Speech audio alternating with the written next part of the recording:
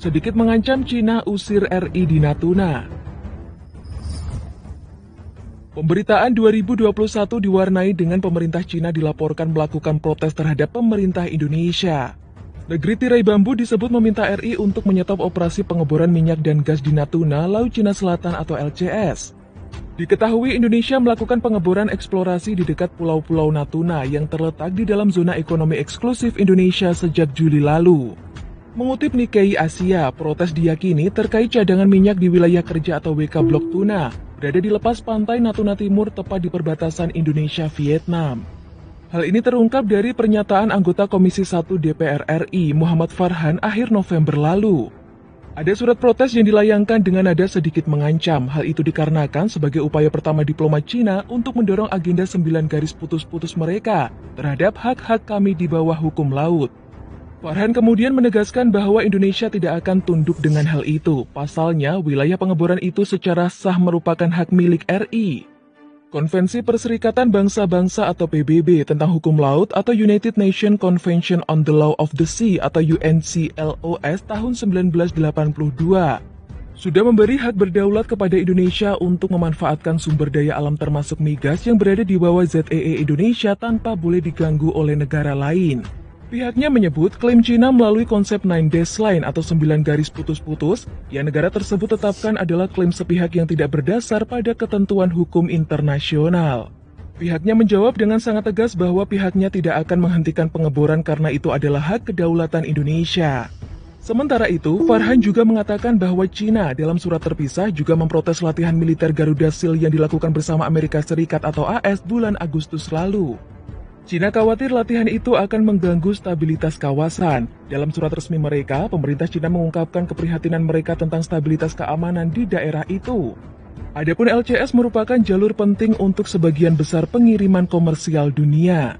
Ini terletak di bibir lautan sejumlah negara termasuk ASEAN seperti Brunei, Kamboja, Cina, Indonesia, Malaysia, Filipina, Singapura, Taiwan, Thailand, dan Vietnam.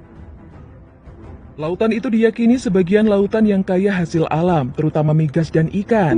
Menurut CFR, di LCS ada sekitar 900 triliun kaki kubik gas alam. Sumber lain dari American Security Project menyebutkan bahwa cadangan gas di LCS mencapai 266 triliun kaki kubik. Angka itu menyumbang 60% hingga 70% dari total cadangan hidrokarbon teritori tersebut. Cina pun bersikukuh mengklaim sekitar 90% dari lautan itu dalam apa yang disebut sebagai 9 garis putus-putus, di mana mencakup area seluas sekitar 3,5 juta kilometer persegi atau 1,4 juta mil persegi. Klaim tersebut telah menimbulkan ketegangan dengan sejumlah negara ASEAN dan melibatkan AS masuk dengan dalih kebebasan navigasi. Sementara itu, juru bicara Kemlu RI Tengku Faizasyah mengatakan bahwa pihaknya belum dapat mengkonfirmasi laporan ini lebih lanjut. Pihaknya menyebut protes melalui nota diplomatik bersifat tertutup. Karena dasar hukum de jure atas wilayah ZEE di Laut Natuna Utara sudah jelas, yang perlu dikuatkan oleh pemerintah dan rakyat adalah de facto wilayah tersebut dalam penguasaan. Klaim Cina di LCS sendiri kerap bersinggungan dengan zona ekonomi eksklusif atau ZEE yang dimiliki oleh Indonesia. Tercatat beberapa kali kapal patroli Cina dilaporkan memasuki ZEE milik RI. Nasionalisasi blok migas dilakukan. Hengkangnya perusahaan migas dunia dari Indonesia salah satunya dilatar belakangi karena semangat nasionalisasi pemerintah, khususnya terhadap blok migas yang habis masa kontraknya diberikan pada Pertamina. Isu nasionalisasi pada blok migas yang habis kontrak rupanya menjadi salah satu penyebab perusahaan migas kelas kakap memilih pergi dari Indonesia. Terbaru, ConocoPhillips sepakat untuk melepas aset migasnya di Indonesia kepada PT Medco Energi Internasional. Keputusan ConocoPhillips ini memperpanjang daftar perusahaan migas kakap yang keluar dari Indonesia. Setelah Chevron di proyek Indonesia Deepwater Development atau IDD tahap 2 dan Shell di Blok Masela. Praktisi sektor hulu migas Tumbur Parlindungan menyadari beberapa perusahaan migas dunia saat ini memang tengah menggeser portofolio bisnis. Kondisi tersebut tak hanya saja terjadi di Indonesia yang akhirnya berdampak pada iklim investasi migas. Selain itu, masalah kepastian hukum dan rezim fiskal juga menjadi perhatian para investor dalam menanamkan investasinya di Indonesia. Menurut Tumbur, Indonesia masih kalah daripada negara-negara tetangga. Semakin banyak pemain besar yang keluar dari Indonesia, pemain lain tidak tertarik datang ke Indonesia. Hal ini dapat dilihat dari beberapa kali pelaksana lelang tidak ada yang berminat baik dari pemain besar maupun pemain kecil. Kepala SKK Migas Dwi Sucipto mengatakan tidak semua pemain besar hulu migas yang ada di Indonesia memilih hengkang. Menurut dia, keputusan untuk mengalihkan investasi menjadi hak setiap manajemen perusahaan, apalagi beberapa pemain migas mempunyai konsentrasi pada portofolio masing-masing. Namun dia memastikan dari sisi pemerintah berbagai upaya kini terus dilakukan dan ditingkatkan untuk memastikan para pemain migas global yang ada di Indonesia saat ini bisa terus berinvestasi. Sebelumnya, Chevron Indonesia menyatakan mundur dari proyek gas laut dalam Indonesia Deepwater Development atau IDD di Kalimantan Timur karena sudah tidak cocok dengan portofolio bisnis perusahaan. Sebelumnya, Chevron juga mengelola blok minyak terbesar kedua di Indonesia, yakni Blok Rokan di Riau. Namun ketika kontrak berakhir pada 8 Agustus 2021 dan sejak 9 Agustus 2021, blok ini telah dialihkan kepada PT Pertamina Hulu Rokan atau PHR.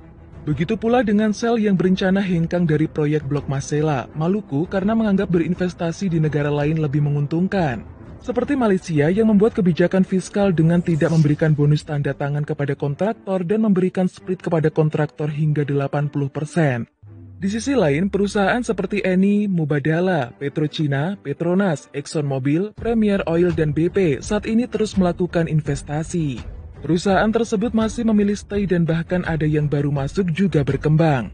Sebelumnya, SKK Migas memastikan transaksi akuisisi aset migas ConocoPhillips oleh PT Medco Energi Internasional tidak akan berpengaruh terhadap kebijakan awal, di mana Pertamina akan menjadi operator blok koridor pada 2026.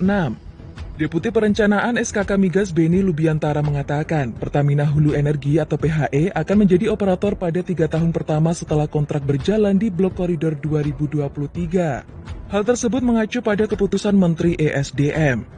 Yang pasti, siapapun pengelola Blok Koridor selanjutnya SKK Migas akan mendorong untuk melakukan investasi secepat mungkin.